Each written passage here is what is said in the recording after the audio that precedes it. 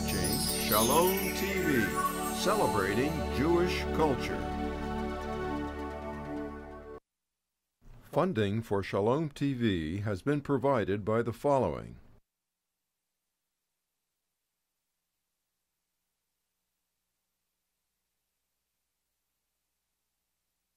and by viewers like you. I had a very good meeting with President Obama yesterday.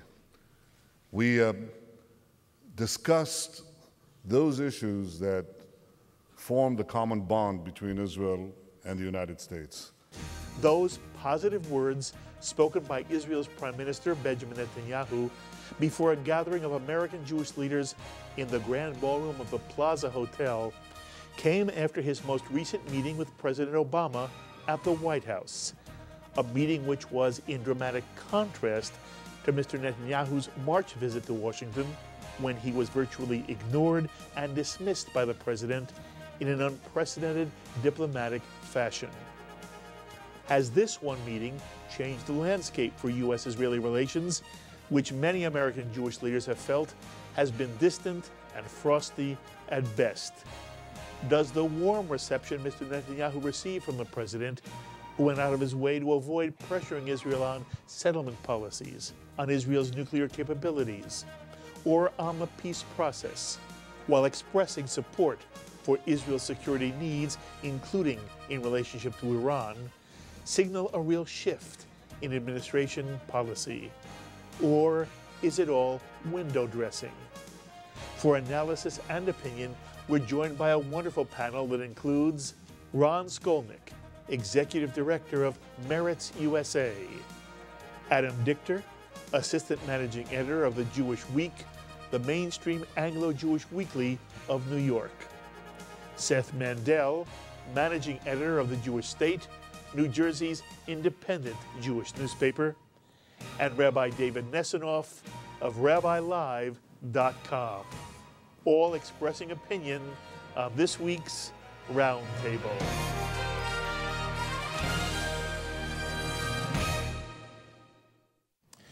So we begin our discussion today with Ron Skolnick. Ron, as you've seen what happened in Washington just days before we're taping this program, do you say to yourself, oh, this signals a shift in American foreign policy, or do you believe, as I say, it's all window dressing? I think that history and historic process is never a matter of inches or even feet. It's a matter of yards, miles, hundreds of miles. So I wouldn't put too much stock in any particular meeting, neither the March one that you referred to or today's. I think that history, though, is changing. The situation around the world and in the United States is different than what it was 10, 20, 30, 40, and 60 years ago. And ultimately, the United States-Israel relationship is going to change in its wake. Do you feel at the moment U.S.-Israeli relations are going in the right direction or the wrong direction? My criteria for what a good relationship is might be different from any one of the other panelists. I think that to the extent that I believe that the U.S. needs to be fully engaged and not let the parties have to want it more than the United States, then I think that the latest meeting where President Obama seemed to back away from full engagement was not a positive step. Seth, what's your sense? Do you see this meeting as changing American policy or not?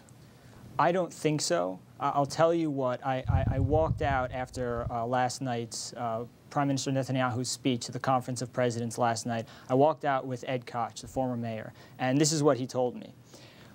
Whether or not the relationship has been restored, only time will tell. When a trust has been breached, as it was when President Obama orchestrated an effort to delegitimize and attack Bibi Netanyahu when he came to the White House and demean him, that was awful, and it scared the hell out of American Jews. And he went on to say, only time will tell if things change.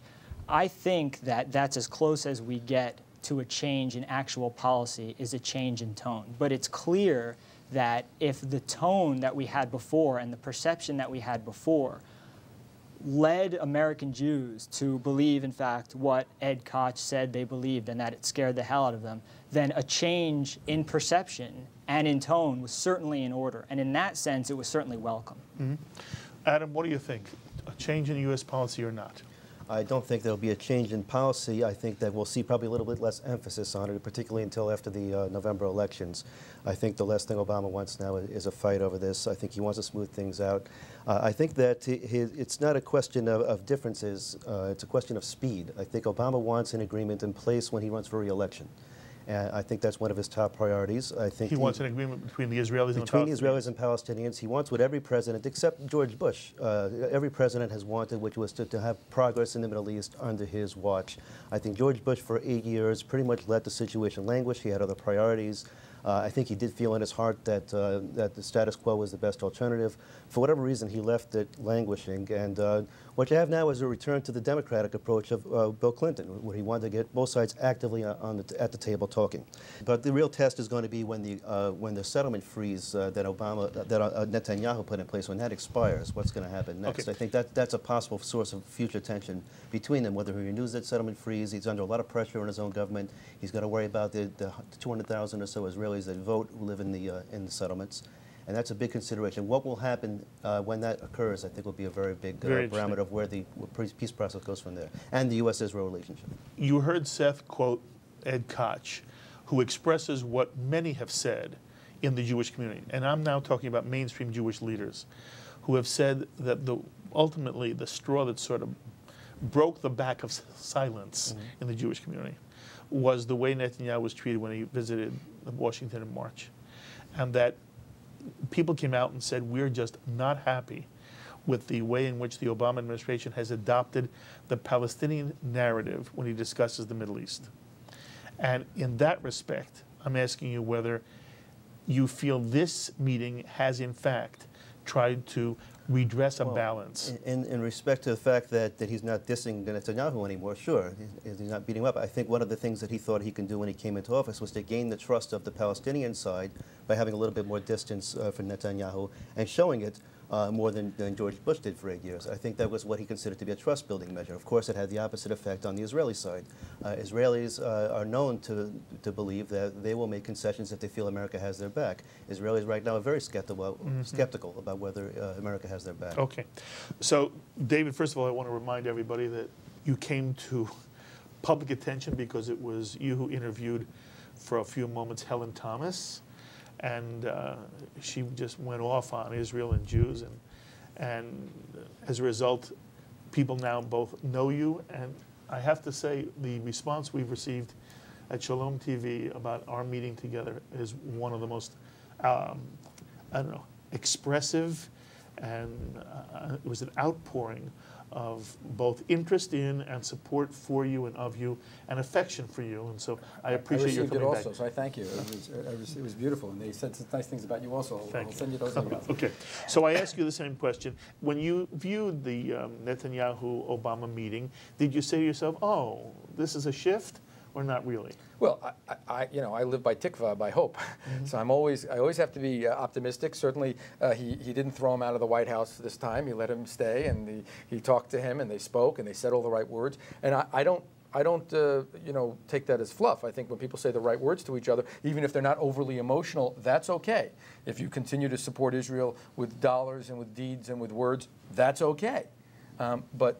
But for Israel to survive and live and be legitimate and all the other things, and the rest of the world that is facing weapons and katyushas and everything else, we need to have our best buddy back. And it has to be a bigger flavor, because the negotiation that takes place now, because everything's negotiating. We'll talk about what negotiations everyone at the table here is discussing. You have to start negotiating from a certain point. You can't start from the point of, is Israel legitimate? That can't be on the table as part of the negotiation. That has to be a given. And Israel's security has to be a given. And I think that's what Netanyahu's mind the entire time is: Israel's security, Israel's security. And I think the American president has to feel that way also. Before he gets to any negotiation. Does he?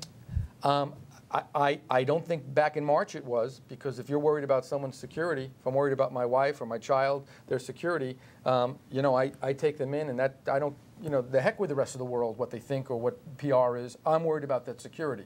I don't care how bad that alarm system looks in the house or the wires. I want to make sure this house is secure. And I didn't get that feeling back in March. So I seem to be the most optimistic of the five of us, because my sense is that, in fact, whatever the reason, whether it was political concerns about the upcoming midterm elections, or whether people just got to him and said to him, look, what you're trying to do isn't working, and you're creating some difficulties in terms of the American Jewish reaction and Israeli reaction to the administration. And if, in fact, even if one were to adopt exactly the kind of approach, Ron, you're taking, it doesn't do anybody any good for it to look like the American administration is somehow distancing itself from Israel for a host of reasons. That Mr. Obama may have decided that it was the right thing to do, maybe politically wise as well, but the right thing to do to take a step towards Israel. And if perception is reality, as you say, and I believe there's a good degree of truth to that, it will help, in my mind, establish a greater credibility for the American administration if, in fact, it does not seem to be distancing itself from Israel. And therefore, from my perspective, all this is good. And I'm very pleased with what's happened. Your reaction, Seth? I think it matters why he did it, why the president had this change of tone. I do think it matters whether... Because? Because if it were... The reason behind the change in tone is going to be the reason the tone changes again if it does. And I think we're trying to get an understanding of what the president feels and why the president does what he's doing. And so, yeah, I do think it matters locally in terms of politics. It doesn't mean that local politics is a bad reason to do a good thing. There's very rarely a bad reason to do the right thing. But it does matter because we're trying to get a handle on where we think this is going. And we can't really make any sincere predictions or predictions that with any confidence if we don't understand where the actors are coming from. Okay. Within the Jewish community, there is a division of opinion as to the degree to which Israel has exacerbated the problem, as opposed to doing whatever it can to ameliorate the problem, and to the extent to which who is really the obstacle to peace. And Ron, I want to come to you first because my sense is you would be the one who would have the strongest opinion that in some way Israel is still the problem.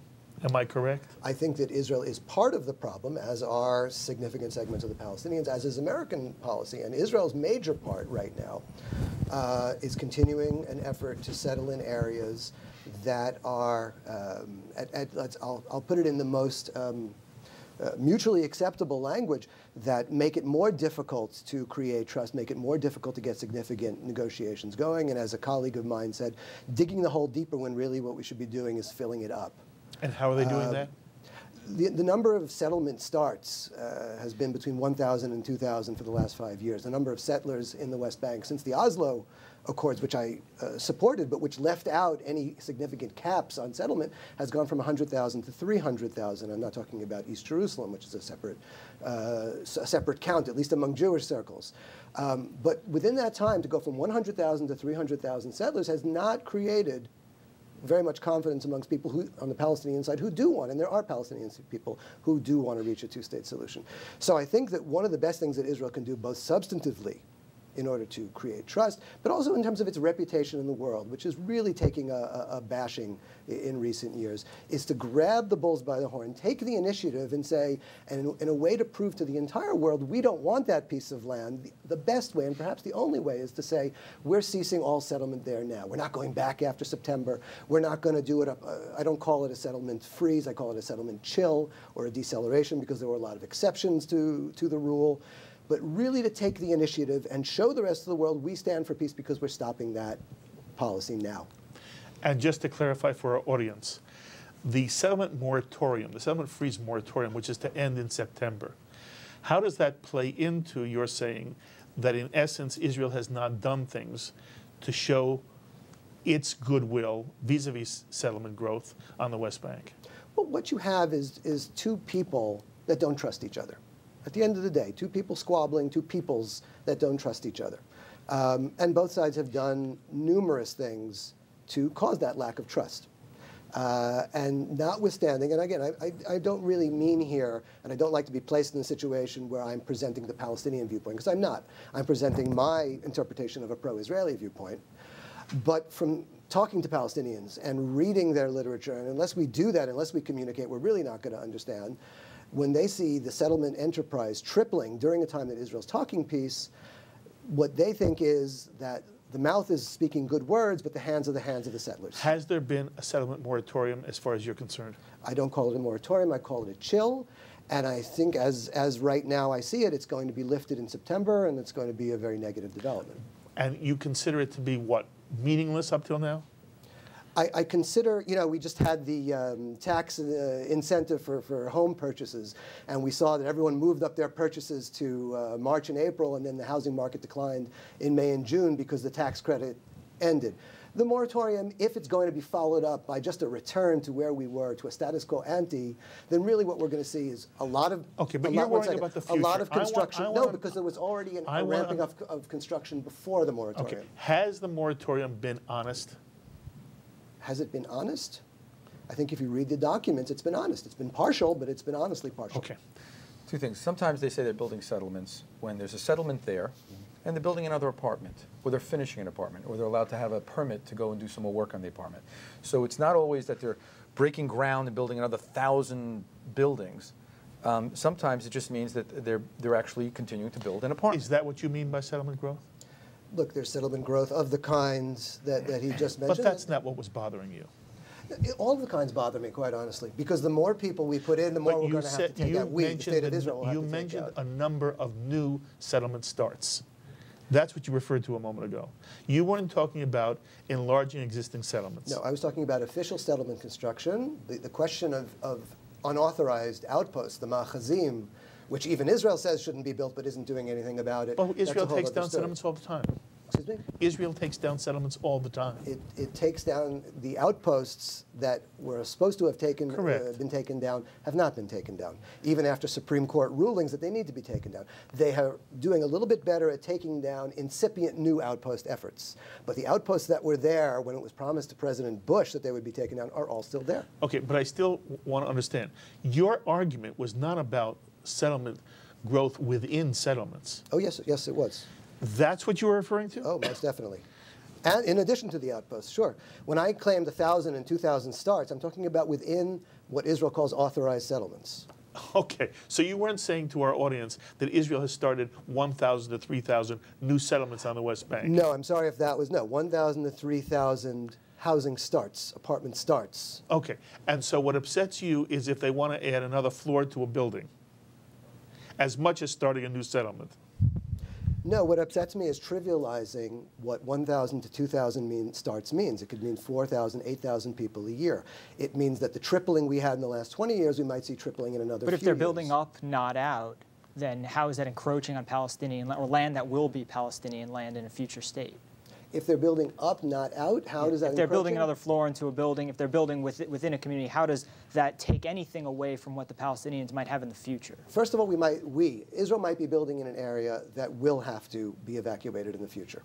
So, because you're how many? A couple of hundred different settlements. We haven't really defined the terms. But second of all, as I noted, every settlement, every additional person living in the settlements makes it that harder to build an argument that, hey, Israel really wants peace. When you have Israel's foreign minister saying, don't bother even talking about it for the next 2 years, when you have the former Israeli Prime Minister Sharon saying peace won't happen for 20 years, the message there is we're not in any hurry. And the settlements deliver the same message. We're not in any hurry. Why is there this supposition that if the land, let me go a little further, if the land goes to the Palestinians and there's a Palestinian state, the Jews can't live there? Why is it just totally understood that the Jews have to be evacuated and the buildings have to come down and the synagogue? No, I wasn't saying. Oh, okay. I'm saying why is there that supposition out there to begin with that it's just assumed that that's what's going to happen if this becomes? Why can't we say, well, hey, they're living there, we're building there, and if that becomes Wyoming instead of North Dakota, we'll be living in Wyoming. And they'll live under Palestinian sovereignty. And we'll live under there. And hopefully we'll be allowed to practice our religion there and go to shul in the morning, but we'll be living under their territory. My problem is not whether Jews will live in the future in a Palestinian state. I would hope that Jews would be able to. My problem is that Jews are coming in and settling under the boots, the rifles Why would you think of, they would be of able Israeli to? Why would occupation. they're not allowed to do that in Saudi and go through the Arab countries for Jews to live in a fashion that they would want to live? Why would they be able to live in the Palestinian state?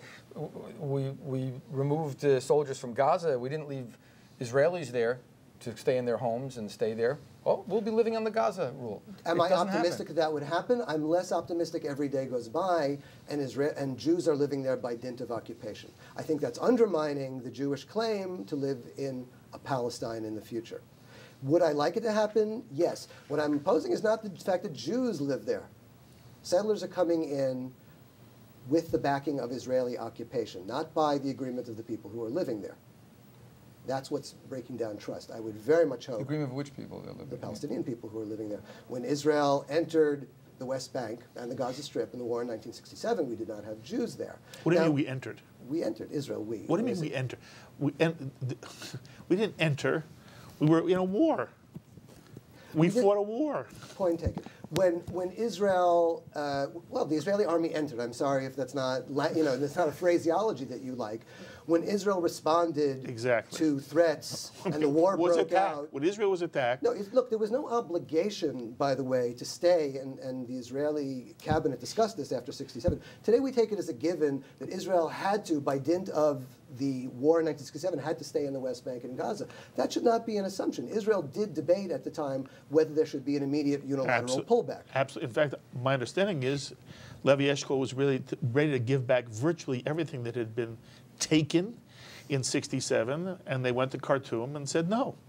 And had the Arabs had a chance at that point, all Israel asked for was recognition and some kind of peace negotiations.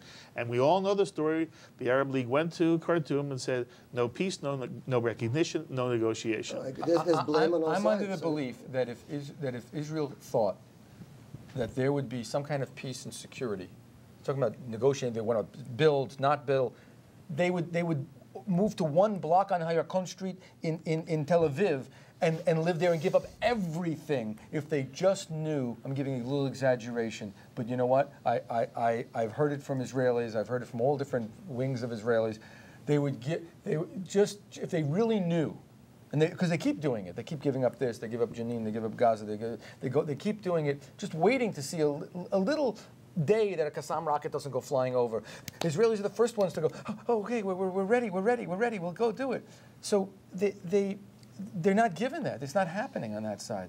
So they'll continue building that third floor on the second floor in the settlement.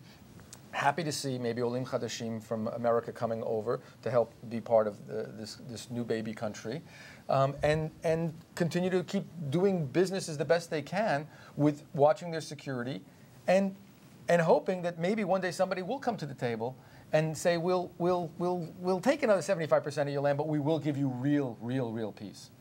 Hasn't happened. I think that's an important point, is about coming to the table, because you did mention about how you said Ariel Sharon had said, well, peace is not going to come for 20 years or something like that, and so why do it now? But I think it's true up to a point that you can't just say peace is so far off we can do whatever we want. On the other hand, I think what you have right now is the Palestinians refusing to come to the table for talks, and Israel also being asked to enforce a settlement freeze. And so what ends up happening is, I think both sides really get hurt by that. There are regular Palestinians who live in the West Bank who don't object to the new third floor or even the new synagogue or apartment building within those boundaries of a settlement that will be most likely part of an Israeli state in the future. What it brings to them now is jobs, day worker jobs, construction jobs, and they have some activity and they can bring in some money. And the Israelis aren't encroaching on anything else. And I think, so it's one thing to say, stop all building because there's a peace process going on. The two sides are at the table.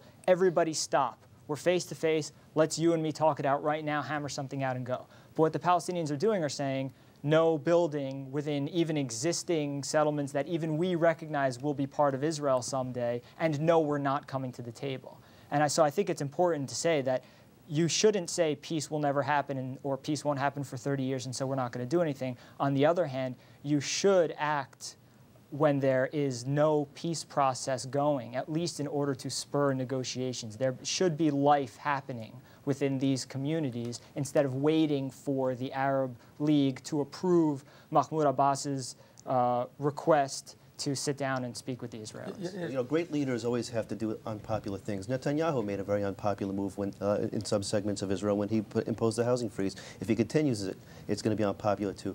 There's always going to have to be somebody going against the grain to take great steps. Mahmoud Abbas has not demonstrated himself to be that person. You know, Arafat also had an opportunity. He had a tremendous offer. Some say the best offer ever made was given to him, and he turned it down. So, you know, there's never going to be an agreement that's 100% palatable to your people. You're going to have to go back to your people and say, we have to learn to live with this settlement or that settlement. We have to live with less than. Israel is certainly living with less than. How many Israelis really have given up their dream of having the greater Israel, for controlling the whole territory, even controlling the Sinai still, the Golan Heights? They're willing to, as you said, willing to give it up, willing to live with that concession. Palestinians, the leadership has not been willing to have that kind of concession. They don't want to have to go back to their people and bring unpalatable agreements to them. That has not been seen in the negotiations so far. Ron? I think that people need to look at their history books a little bit. Just, again, not to defend. I mean, there's plenty of blame in the Palestinian community, and first and foremost, I would point to Palestinian Islamic Jihad and, more importantly, Hamas. But to say that nothing has happened really is, well, my history professors would be very embarrassed. I mean, we just talked about Khartoum in 1967 with the 3 no's, and now we have a Palestinian president who just recently gave an interview to 6 Israeli journalists talking about Israeli control over the Kotel and over the Rova Yehudi, over the Jewish quarter of Jerusalem, as well as an international force, as however Israel puts it, as well as an agreed solution. Yes, so things have changed a great for the deal. audience. What Abbas said was he would be willing to live in a 2-state solution where Israel had control of the Western Wall. That's what you're referring to. Right. Yes. Yeah. So I think we've come a long way. I want to ask you this, and it's the driving question for me, and maybe you'll have a good answer for me. I'm yet to hear one. I can see significant steps Israel has taken in its effort to try to show itself ready to compromise. You know, whether the moratorium on settlement building was completely your liking or not, it certainly was a step in one direction, so much so that we're worried about whether the moratorium will be ended in September. There was the unilateral withdrawal from Gaza. There was the lifting of an enormous number of roadblocks and obstacles to travel on the West Bank, which, Professor Brown notwithstanding, Israel reports has led to a resurgence, an economic resurgence on the West Bank. All of which are tangible things I can see Israel has done to show that it really wants peace. The polls show in Israel that virtually 80% and almost 90% of the Israeli people are prepared to give up everything, including a piece of East Jerusalem as the capital for a new Palestinian state, if there were to be real peace. And by real peace, they mean their children and their grandchildren would not be in any physical danger. But I don't see anything other than, yes, expressions by Abbas, the Palestinian leadership in English. There's some who claim he says other things in Arabic. But certainly in English, whether he appears on Charlie Rose, whether he appears in front of journalists, he is saying that the Palestinians are now prepared to live with a 2-state solution. My question is, I don't see any action that supports that claim. I don't see any attempt to reduce the kind of anti-Israel venom that is shown on Palestinian television. I don't see textbooks revised so that children do not study from books without a map of Israel on the world map. So Palestinian children now study from maps that do not show Israel. I do not see any attempt to stop the rhetoric, the anti-Jewish rhetoric in mosques on the West Bank. So I don't see any step taken, concrete step taken, by the Palestinian Authority, which would mirror steps that Israel has taken, so that beyond the fact that we have an Israeli prime minister who says he's now willing to go for a 2-state solution, you wrote, by the way, begrudgingly was the way Netanyahu said it. I don't know how you know it was begrudgingly. He said it rather straightforwardly in his speech at Ben-Gurion University. I can speak to that if you'd like. But on the one hand, we have a prime minister of Israel saying, a Likud prime minister saying he endorses the 2-state solution. He says it repeatedly. He says not only does he invite Abbas to Jerusalem, he's willing to go to Ramallah for these talks anytime he's invited. We have on the Palestinian side a Mahmoud Abbas who says he's now for a two-state solution. But I see concrete things happening in Israel. I don't see any sign from the Palestinian side of an equivalent nature, and I would like to know if you do. And then I'm also going to throw in the same question. It's not good to add two questions at the same time, but I'm going to anyway, because then I would like the four of you to chime in. My own reaction is there is so much to be gained by both sides from a peace. Enormous gains for the Palestinians. They will have a state of their own if they really mean to live side by side with Israel. I can't imagine anything that would prevent Abbas from sitting with Netanyahu. It makes no sense to me. Just like Netanyahu is willing to sit with Abbas, even though Abbas has not been able to convince the Palestinians to change the charter recognizing the state of Israel. For me as an American Jew, what I would demand first, and what I want my president to demand, is that the United States will not push any peace negotiations forward until there is a recognition of the state of Israel by the Arab world and the Palestinian community in particular. 100%. But Netanyahu doesn't take a strong position as I am. He's willing tomorrow to sit with Abbas in Jerusalem or Ramallah, even though the Palestinians have not yet done recognition of Israel. So my reaction is, what? So even if there are settlements being built, Abbas was willing to deal with Olmert without a settlement freeze. Why won't he deal now with Netanyahu? There is so much to be gained. If you want peace, sit down, hammer it out. The settlements will be one of the issues, only one of the issues.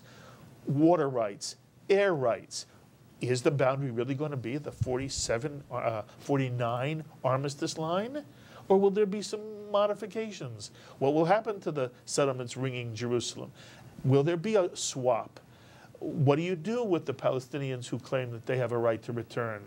What do you do with the Palestinian claim that their state must be contiguous? And how do you have a Palestinian contiguous state and an Israeli contiguous state? It seems to me that if you want Gaza and the West Bank to be contiguous, you can't have a contiguous Israel.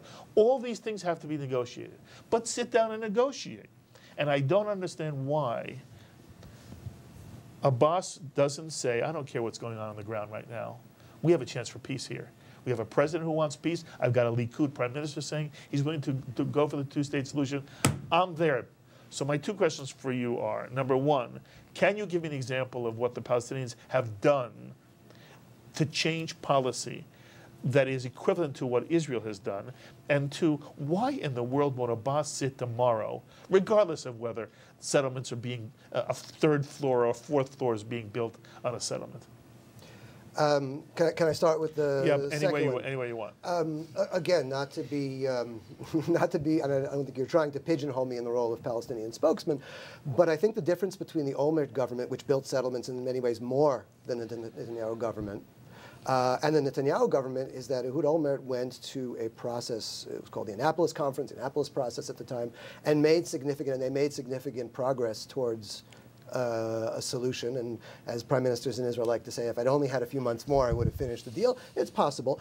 And Mr. Netanyahu came in, and in his first week of office, both he and his foreign minister said, we dissociate ourselves from everything that Mr. Olmert did and from the Annapolis process. So that was not an auspicious way to start out and convince your Palestinian partner that you really mean to follow up and make those same compromises and continue on in the spirit of peace. So I think there's a real trust issue here with the Netanyahu, Lieberman, Eli Yishai government. Supposing he can't be trusted, what's the downside? Netanyahu? I'm sorry, yeah, what if Netanyahu cannot be trusted? What's the downside anyway to sitting with him? The downside, as I can understand it, and I'm not a Palestinian, but from the Palestinian interlocutors that I've had, is that when a Palestinian goes to speak to an Israeli and they just are there for the photo op and to waste time and settlements keep going up, it makes them look like like a lackey of the Israeli occupation. And the Palestinian Authority, which is being hard-pressed by the Hamas, won a plurality in the elections in 2006. And what they said was, well, all those years of talk and nothing happened, and we used a few years of rockets. So they have a very strong case that they're making to their public that talk doesn't work. And the more talk that I believe that the Palestinians go into that is ineffective, the weaker that constituency, those leaders become. So I think that, again, that President Abbas and Palestinian Prime Minister Fayyad, I think the concern is if we go in, and the Israelis like to talk, and there's more talk, and there's committees, and in the meantime a few more thousand Israelis are going in, and more land is confiscated, and a few more dozen olive groves are burned down. How are we going to look? We're just going to look like Quislings. Do you believe that's what likely would happen if Abbas sat with Netanyahu? I'm very concerned. I have seen lots of people from the Likud finally see the light.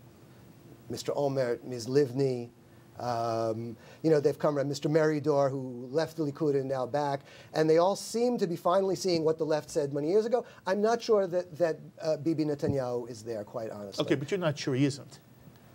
I still remember very strongly what he said after the election in 1996, when he narrowly defeated Shimon Peres, and he was explaining to a resident of Hebron, he said, I had to say I support the Oslo agreements, because if I didn't, I never would have gotten elected. It's a world ago.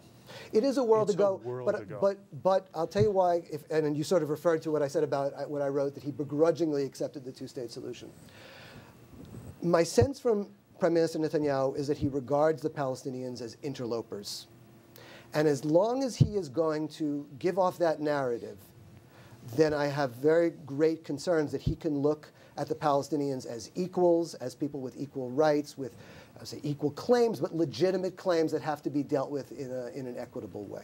So I think, to be fair, I would say the jury is out, but I'm not particularly confident. Are you suggesting the same thing about Abbas? That Abbas speaks and doesn't mean it, as you're suggesting Netanyahu speaks and doesn't mean it? Because the Israeli fear is the exact fear about Abbas. That Abbas says it, but that there is, within the Muslim world, an absolute conviction that Israel is a blasphemy as long as it exists on Muslim land. And that the ultimate goal of Abbas is not negotiation with Israel, but the elimination of Israel. Are you as suspect of Abbas as you are of Netanyahu? I think Mahmoud Abbas is a realist.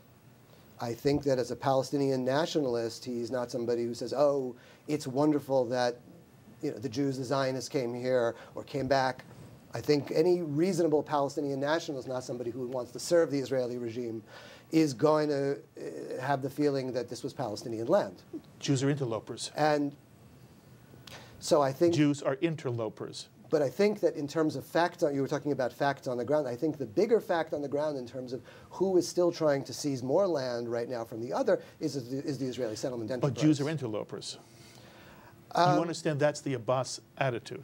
I think that when you say it about Netanyahu, it would be one thing if you said it, and by the way, the same is true of Abbas. Mm-hmm. I'll tell you what, when it was reported in Camp David in the year 2000 that Yasser Arafat denied Jewish connection to the Temple Mount, that to me, then I would say the same is true of Yasser Arafat, and I was not, to be frank, not a big fan of Yasser Arafat. But when Mahmoud Abbas talks about the Jewish connection to the Western Wall and the Jewish quarter, I think that there's the beginning of a different kind of tone and conversation. Well, I did just want to respond to one thing that you said about Bibi sort of begrudgingly coming around to accepting negotiations and his position on Oslo saying he had to say that or he wouldn't have gotten elected. It should be clear how he really feels about the Oslo process and the process of negotiation. And I think that one thing we have to understand is that the Oslo process isn't necessarily the only way to negotiate. Here's what he said last night. We also want to be sure that they, meaning the Palestinians, have their own independent, dignified life, but that they don't threaten the state of Israel. This is not something that was fully clear when the peace process began in the Oslo Accords a decade and a half ago. He's willing to sit down and negotiate, but there are weaknesses in Oslo that he thinks weaken the Israeli state, and those are the things that he won't capitulate to. So I think that's one of the things we have to understand is that he should be allowed to negotiate in his own way. without necessarily accepting every premise of Oslo, especially if it feels it hurts Israel's security. But on the question of Mahmoud Abbas and how he feels about Jews being in the land, he was very clear about that to Arab reporters, speaking in Arabic to the Arabic press.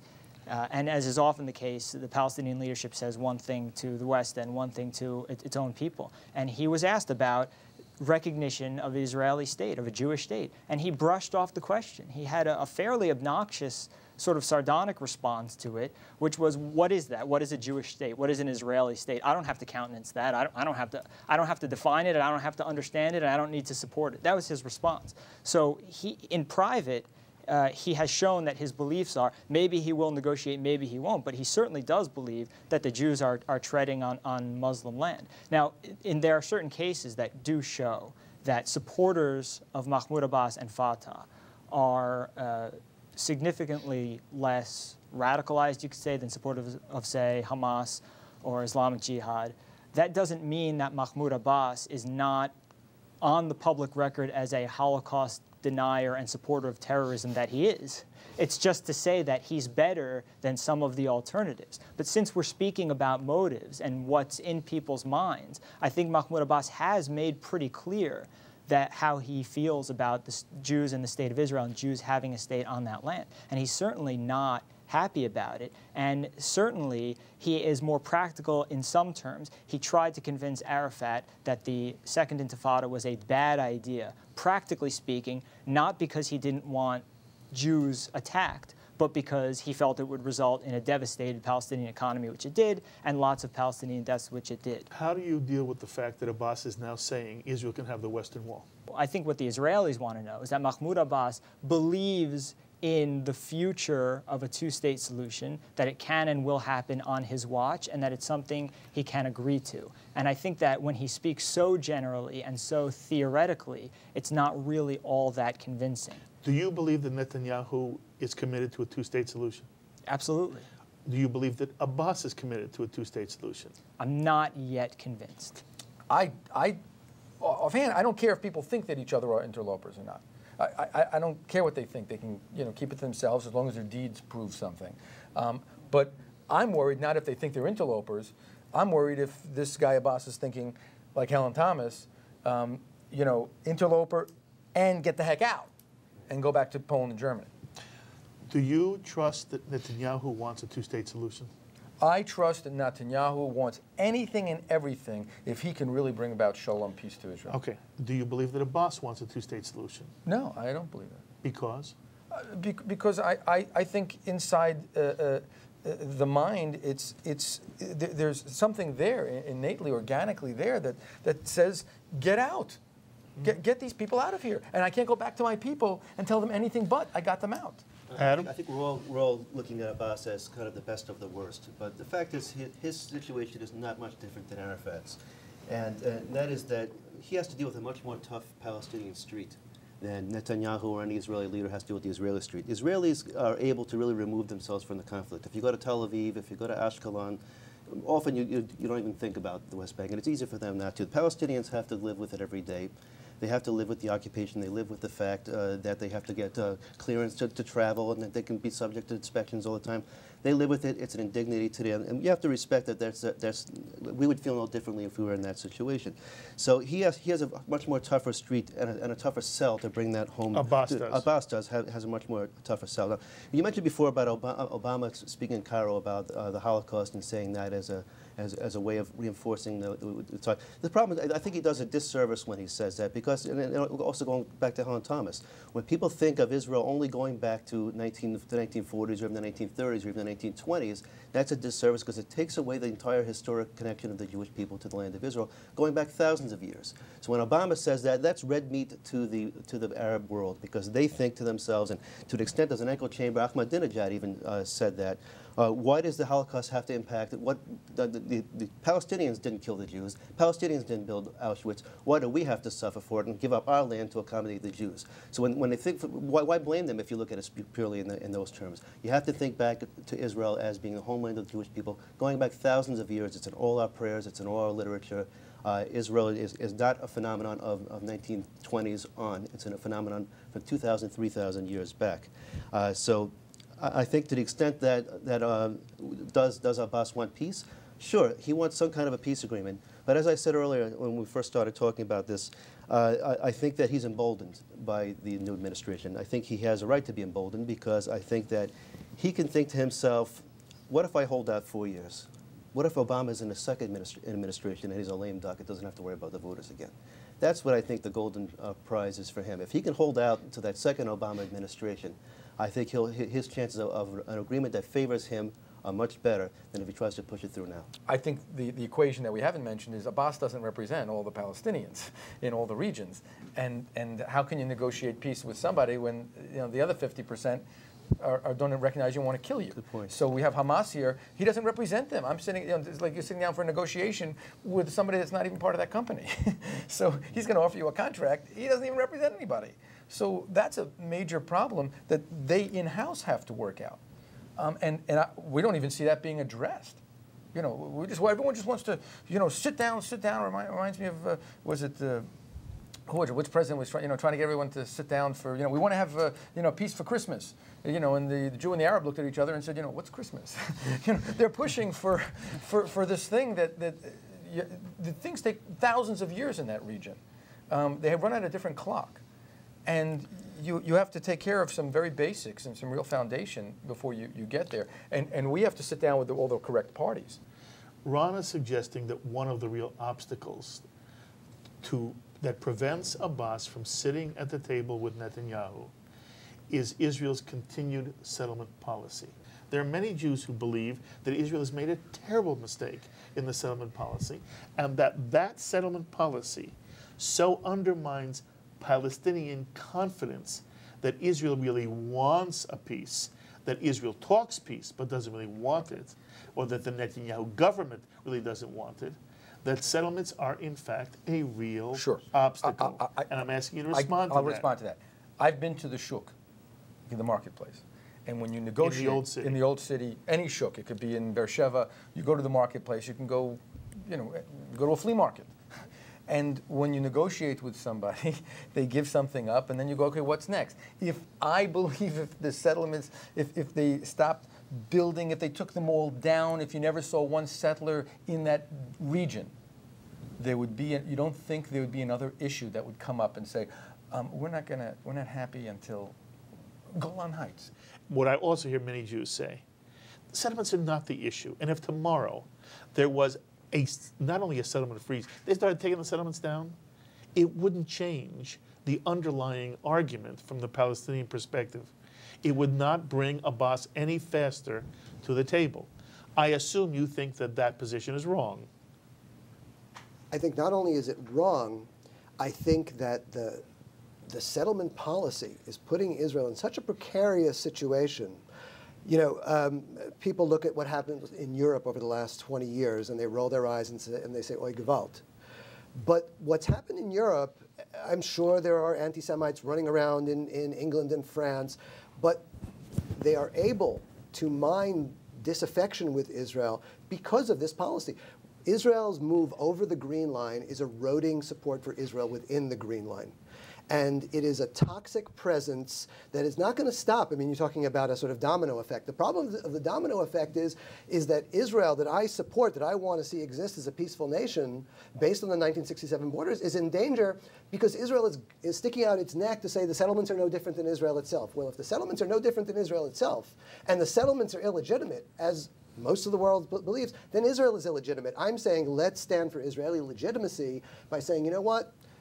We did this. It was a moment of euphoria after the war, or like Menachem Begin thought, 1.5 million Jews will come and settle there and will change the demographic balance. I won't say that I agree with it philosophically, but at least you understood. But Dan Meridor at least says, look, I believe that back then too. It didn't happen. But what's happened now is there's an enterprise that put a few 100,000 people, significant enough to be a thorn, but not significant enough to make any significant Israeli claims over time. And now Israel is saying, well, there's really no difference. Who says that? Oh, excuse me, I don't hear that from mainstream Israelis. When the Palestinians said, we no longer want to buy produce from the settlements, Israel's response was, this is an attack on the state of Israel. I don't think it's an attack on the state of Israel. I think it's an attack on the occupation and the settlements. Yes, but if you talk to the general Israeli consensus is they're ready to give up the West Bank in a heartbeat, and all the settlers either will leave voluntarily or will be put in trucks and taken off. Look, and that's the reality. The reality is, if there is peace, just as they tore down Yamit, just as they tore down in Gaza, Gush Katif, they'll take down every settlement they have to. And Israel is a nation of laws. The prime minister will say so. The army will go in. Most Israelis will comply. Some extreme nuts won't. They'll be put in trucks and taken out. And if that's the settlement, that's the settlement. And you know, I don't believe Abbas doesn't know that. I don't believe for a second that they're in back channels talking all the time. When people say, we basically know where the boundaries will be drawn, I believe it's already been worked out. Everybody knows what land is going to be kept for Jerusalem. We know that they already know what land is going to be transferred from the left side of the Green Line to the right side of the Green Line to compensate for whatever land is added to Jerusalem. And that, in essence, the real question is, do people really want to try for peace? And I understand you're worried that Netanyahu doesn't mean it. And you are therefore much more sympathetic to the Palestinian view of this process than other Jews and Israelis who believe that Netanyahu, for political reasons and because time has moved on. This is not 1996. No, it is not even 2000 and 2001. This is 2010. And there's a new reality, and the reality is that there's going to be a two-state solution or there won't be peace. And that Netanyahu knows it, and that his legacy would be glorious if there ever were a peace settlement between Israel and the Palestinians, and the West Bank is not an issue. And what you're hearing the three guests say is that if tomorrow they could have the settlement policy they dreamed of, it wouldn't matter. Because ultimately, that's not what's at issue. If what's at issue is the Palestinians, and as David says, does Abbas represent enough of the Palestinian world that he could come, sit at a table, live to see the next morning, and create a viable two-state solution from a Palestinian perspective, which is still held hostage in some extent to a jihad philosophy that there should be no Zionist entity of any kind on land that was once controlled by the Muslim world. Can I just say, I'm for the sake of argument, I don't agree with many of the assumptions that you made, but you made many, and I don't want to sort of start. Fair enough. But let's assume, for the sake of argument, I agree with this assumption, for the sake of the intellectual exercise, that the Palestinians don't really want it. I'm talking about the Palestinian, the Fatah and similar, what are called secular nationalist groups. Even they don't want the state of Israel there.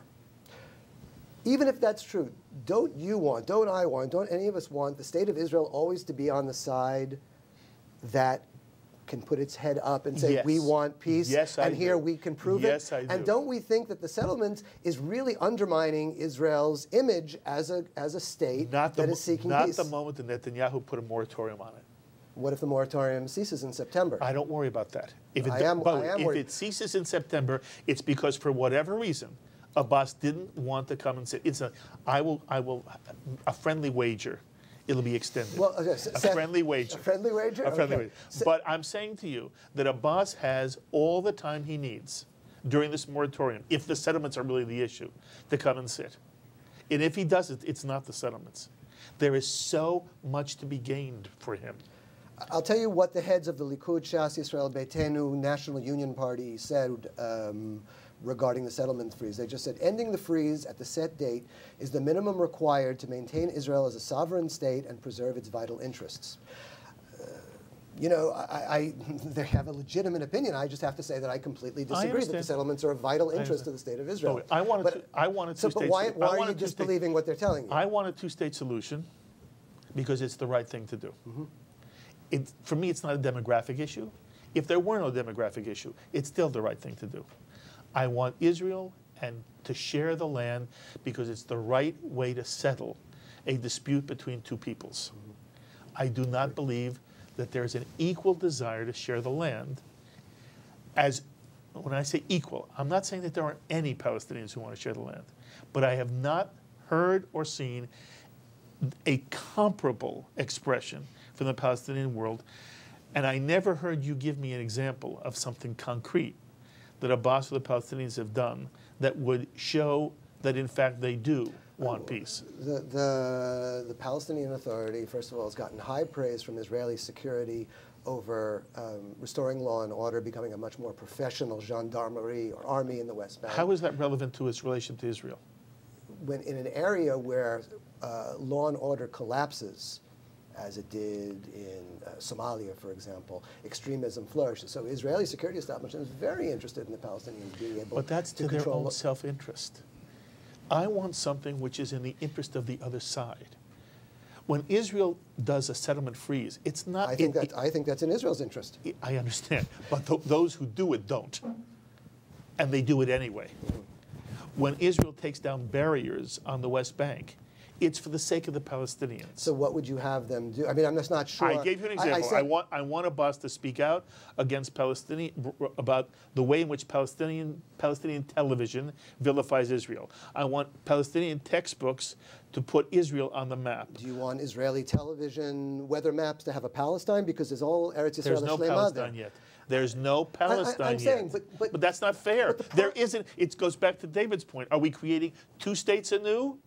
Or the Palestinians say, in 1948, the United Nations of this world created Israel. It's a viable state. We want a state next to it. The problem of the American, or large parts of the American Jewish community, is that we get inside a room, no offense, like this one, we close the door and we talk amongst ourselves. What's Abbas thinking? What's this? Netanyahu keeps saying, I will go to Ramallah. If you want, what could he say more? I will go to Ramallah. Why would you? That's not a closed door. Why would you have the Palestinians show a map of the 1967 borders if Israel won't do it? I'm saying both sides should do it. I'm not disagreeing with you. Israeli maps show the Green Line. Israel's maps, first of all, do not. Israel's Ministry of Education maps do not. They have removed the Green Line. Israel's weather maps, since the days of 1967, have removed the Green Line. So you don't have that on Israeli, but all we do is talk about ourselves and look. I understand our fear. Fear is legitimate. I lived in Israel and I was fearful, and I stopped taking buses in Israel. We're all fearful. But when fear clamps down our brains and we don't become receptive to the entire world, to where the object of our affection is also making mistakes, then we're having a problem. We're only seeing one side. I'm not saying only see the Palestinian side, far from it. And I hope that the Palestinian moderates aren't only saying, let's look at the other side. We have to see that both sides are making mistakes. Till this day, both sides need to be addressing them. Is there any other example of something that you can give me that the Palestinians have done? The Palestinians, well, I gave you examples before, but you don't seem to enjoy them. The Palestinians crack down on Hamas infrastructure in the West Bank, which is an area that they control. Again, drawing praise from the Israeli establishment. You might say, oh, well, that's because they believe in that agenda. Well, Hamas is their enemy. But again, so you have to... Hamas is their enemy. So their claim to fame is that they are against terrorists. You know, that's still, no. I'm just trying to find. We're trying to find one that's a little more substantial. That's all. It doesn't seem to exist in the sense to what show. What would you say should be the? Because I'm trying to understand your. They would stop sending. They would somehow do something that after they left Gaza, that Qassam rockets would stop flying over. We're talking about we're talking about the West Bank Authority. We're talking about. I'm not here to defend Hamas. No, but I'm talking about using that. I'm giving it. Abbas can use his influence if he wants to show his strength. Can you imagine if Abbas said, "I'll take care of those Qassam rockets"? When you hear the issue, what have the Palestinians done? I think you made some great points before. All the salient points are the television programs, the horrible television programs that we see with these cartoon characters that teach kids to be martyrs. The textbooks haven't been changed substantially. There's probably been some superficial changes. The recognition of Israel. These things are things that they probably think they're going to negotiate in the final status when they should be negotiating as a basic precondition before they sit down. It should have been done years ago. I know Hillary Clinton, when she was running for Senate 10 years ago, was trying to make an issue out of this. Little has changed since then. Little has changed since Oslo. There are provisions in Oslo, I think, that still have not been fulfilled in terms of really cracking down on that kind of incitement that you see. So against that culture, it's very hard to look at the Palestinian reaction and say that they've made concrete steps to really sell peace to the people. As I said before, the Palestinian street is very bitter. And you know, it's the third generation now growing up since Israel took over the territories. began the occupation, as you would say. It's a hard sell, and it's an even harder sell when you don't feel that the leadership really supports that kind of moderation, that only wants to drive you to be more of a hard line. Gentlemen, I could go on and on and on endlessly. I love talking to the four of you, and I really hope this is only sort of chapter one to this panel. There are so many other questions I had that we just don't have time to get to. But Ron and Adam and David and Seth, I can't thank you enough for sharing this time and also sharing the perspectives you bring. You have done me a great, great service, and I appreciate you on behalf of the entire audience. Thank you very, very much. Thank you. Thank you. And those were the thoughts of Ron Skolnick, Adam Dickter, Seth Mandel, and David Nesenoff. We hope you enjoyed hearing what they had to say. As always, I invite you to be in touch with me with any thoughts or comments you may have. Do you believe the latest meeting between Mr. Obama and Mr. Netanyahu signals a real change in the administration's relationship to Israel and the Middle East? Please write me this week. I look forward to hearing from many of you. Until the next time, I'm Mark Golub. Be well, my friends.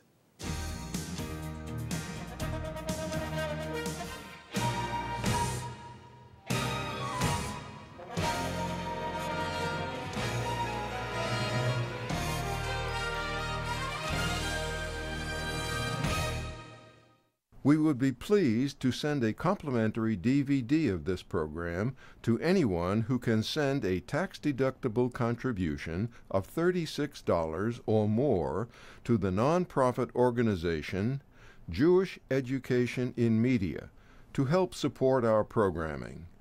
Tax-deductible checks may be made out to GEM and mailed to GEM, Post Office Box 180, Riverdale Station, Bronx, New York, 10471. Please indicate the program for which you would like a DVD, and we thank you for your kind support.